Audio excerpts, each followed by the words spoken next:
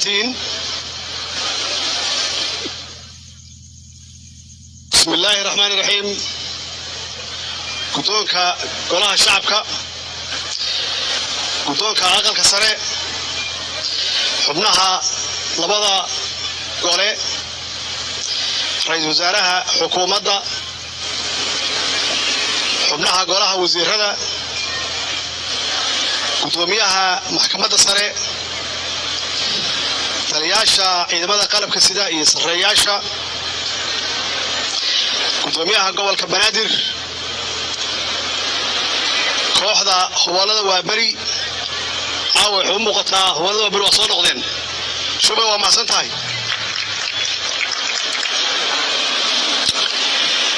bahda saxaafadda,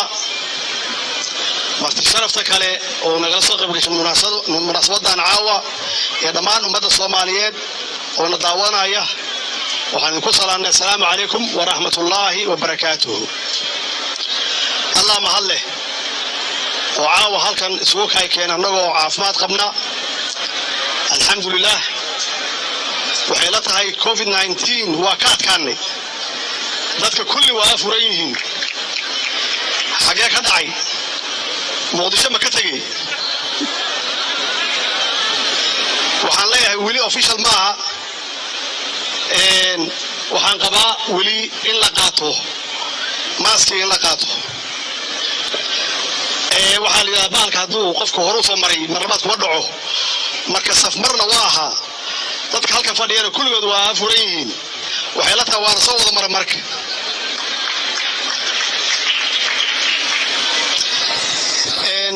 waxaan dhammaan ummadda Soomaaliyeed meel kasta ay joogaan aan ugu hambalyanayaa 60 guuradii ka soo wareegtay xornimadii gobolada waqooyi ay qaateen 26 Juun 1960 taasoo aasaas u noqotay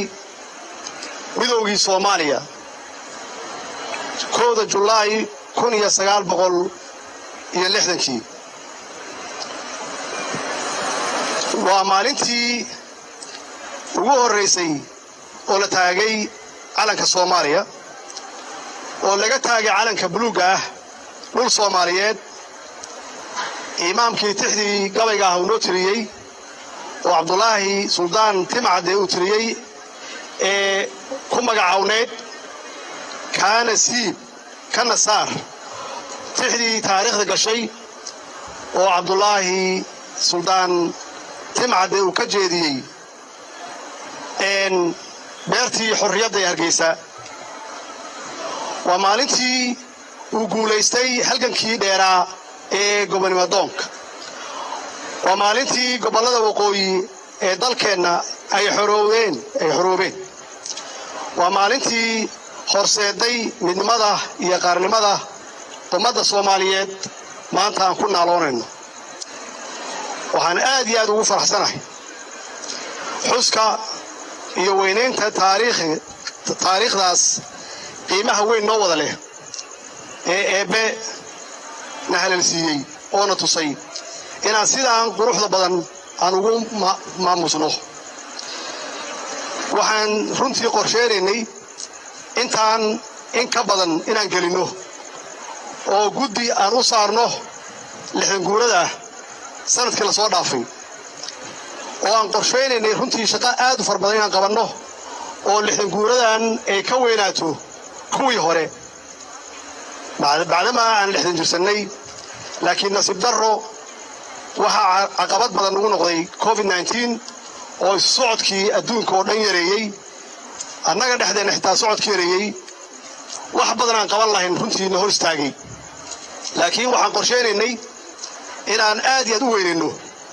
sidaad arkaysaan caawa xitaa bulonleerkii la samayn jiray waa naga soo gaari waayey.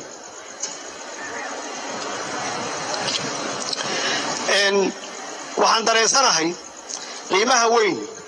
ee madax banaanida iyo yagleelidda qarannimada ummadda Soomaaliyeed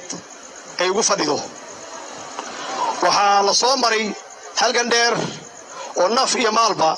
lagu bixiyey. waxaa mahad Ilaahay ah oo mahad iska leh halgamayaashii dadkii runtii ilaahay ku aadiyey inay fahmeen waxa kaliya oo gobonnimo lagu heli karo iyo midnimo lagu heli karo inay tahay in laga guuro ama laga tago qabiilka iyo qabyaaladda. waxaa kaloo mahad iska leh halyeeyadii u soo halgamay ama soo dagaalamay oo u huray naftoodii iyo dhiigoodii dhaxal wanaagsanna looga tegay oo aan haynaa hadda. halgankii xornimadoonka ee ka socday dhammaan dhulka Soomaalida waxaa kaalin weyn ka qaatay dhalinyarada Soomaaliyeed hadday yihiin koonfur iyo waqooyiba. dhalinyaradaas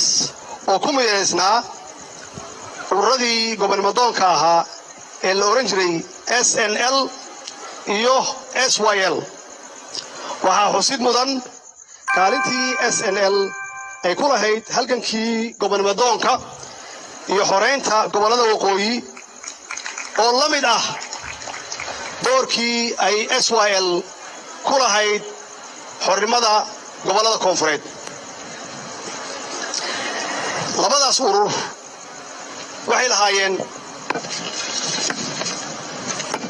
waxay lahaayeen xiriir adag. waxay ku mideysnaayeen hal hadaf oo ah midnimo, oo ah xorriyad in la helo. saas darteed waa inaan mar walba aan muujinno doorkii SNL ay ku lahayd sidaan u muujinno tan doorkii ay ku lahayd SYL mar walbaba. waxaa hubaal ah in dhalinyarada SNL iyo SYL ay guuteen waajibaadkii ka saarnaa jiilkan hadda jooga inay ku noolaadaan xorriyad iyo sharaf 60 sano kadib. waxa ay xaqiijiyeen jiritaanka jiilka hadda jooga. waxay xaqiijiyeen jiritaanka dal Soomaaliyeed oo xor ah. waxayna taariikhda ku galeen inay ahaayeen dad ogaa in lagu gaari karo gobonnimo iyo midnimo in lagu gaari karo. waxaa ugu horeeya daacadnimo siday sheegeen iyo cadaalad, suubanaan iyo wanaag, wadaniyad ama patriotic, walaaltinimo, is-ixtiraam, isqadarin, geesinimo in loo dhinto dalka markay ay gaarto, iyo in kor loo qaado qof walba oo Soomaali ah qabkii Soomaaliga iyo sharafkii in kor loo qaado oo wax walba laga hormariyo. intaas ayay ahayd wixii keenay midnimada maanta iyo gobonnimada aan ku naaloonayno. inay fahmeen daacadnimo, wanaag, wadaniyad ama patriotism, walaaltinimo, geesinimo loo baahdo iyo qabkii Soomaali lagu yaqaanay iyo sharafkii in wax walba laga hormariyo. waxa xaqiiqo ah halgankaasu inuusan marnaba usan dhammaan oo halganku mar walba waa socdaa, wax dhamaada ma aha. midka in hor yaalla maanta waa uu ka duwan yahay kii gobonnimodoonka. waase laga maarmaan inaan midnimo iyo geesinimo aan ku wajahno xaaladda adag ee aan ku jirno, annagoo ilaahay kaashanayna inaan u xaqiijinno mustaqbalka jiilkeenna iyo kuwa ka dambeeya nolol wanaagsan iyo mustaqbal. kuwii naga horreeyey oo aan ku sheegnay SYL iyo SNL waxay nooga tageen dhaxal. su-aashu waxay tahay maxaan annagu uga tegaynaa kuwa hadda jooga? waa ognahay waxay nooga tageen inay ahayd inaan Soomaaliya xor noqotay, inaan midownay, inaan yeelanay dawlad. midnimadu macnaheedu waa xooggaasna aan ku istaagnay dadkeennii ay ku heleen maxaan ku idhaahdaa adeegii bulshada. dhallinyaradeenii ay heleen iskuul lacag la'aan ah, waxbarasho lacag la'aan ah, caafimaad lacag la'aan ah in la dhiso amnigii iyo dowladnimadeennii iyo ciidankeennii la dhiso kadibna markii annaga hawsheennii dhexdeenna aan dhammaynay aan u tallaabnay inaan afrika wax ka horeyno oo cidda naga liidata aan kaalmeyno aan gargaarno maanta marka adduunka aad aado cid walba kula hadasha waxay soo xasuustaan soomaalidii hore iyo siday ahaayeen iyo sidaan afrika u caawinay iyo mar walba kuu sheegaan iyo sidii aan garab u siinay qolooyinkii markaas dowladihii aan gobonnimada aan gaarin waxaasoo dhan waxaan ku gaarnay waxay ahayd midnimaa waxay keentaa dowlad wanaag midnimaa waxay keentaa bulshadaada inay ka haqabeelaan adeegooda iyo wixii dowlad laga rabay annaga hadda xaggee yaan u soconnaa marka sida la sheego 60 sanaan jirnaa 30 sano waa wada joognay meel fiican bay wax noo maraayeen inkastoo dhaliilo ay jireen laakiin dalku waa isaystay dalku mid buu ahaa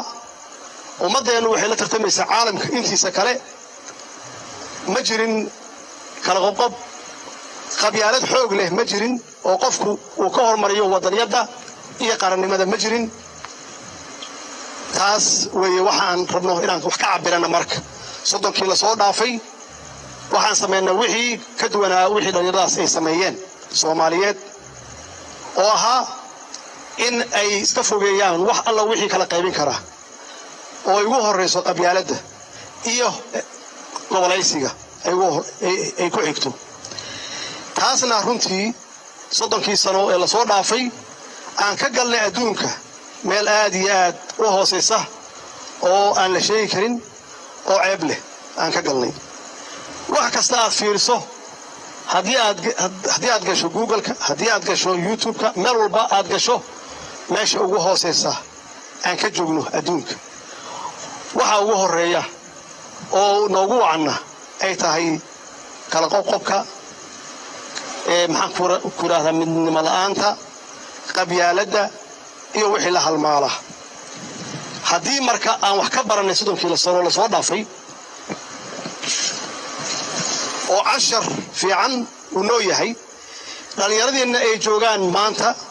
oo 70% lagu sheego mustaqbalkoodana ay tahay waxa aan ka hadlayno in fursad aysan ka lumin sida annaga fursadeenni ugu wanaagsanayd oo aan u helnay fursad waxbarasho fursad nabadgelyo fursad caafimaad iyo fursad sharaf aan u helnay in dhalinyarada maanta joogta aan uga shaqeyno inay iyaguna intaas helaan annagoo cabiranayna halbeegna ay noo tahay farqiga u dhaxeeya markay ummaddu mid yihiin oo ay walaalo yihiin oo nidaam fiican iyo dowlad fiican ay haystaan ay isku kalsoon yihiin iyo marka ummaddu ay kala irdhoobaan ummaddu ay kala fogaadaan ummaddu ay qabyaalad iyo qabiil ay noqoto hooygooda markii gobolaysi uu noqdo wax qabiil ku dhisan markuu noqdo markii dalku dad ay yiraahdaan waa kala tagnay waxaasoo idil waxa aan ka dhaxalnay waa ognahay waxaan ka dhaxalnay sumcad xumo oo adduunka dhan noo taalla maxaa yeelay waxaan ognahay kuma tartami karno qabiil adoo qabiil wata Ethiopia lama tartami kartid Kenya lama tartami kartid Uganda lama tartami kartid Suudaan lama tartami kartid Carabaha lama tartami kartid maxaa yeelay qaabka aad ku wajahaysaa khaldan maxaa yeelay iyagu qabiil ma aha waxa ay kugula tartamayaan waxay kugula tartamayaan waa qaran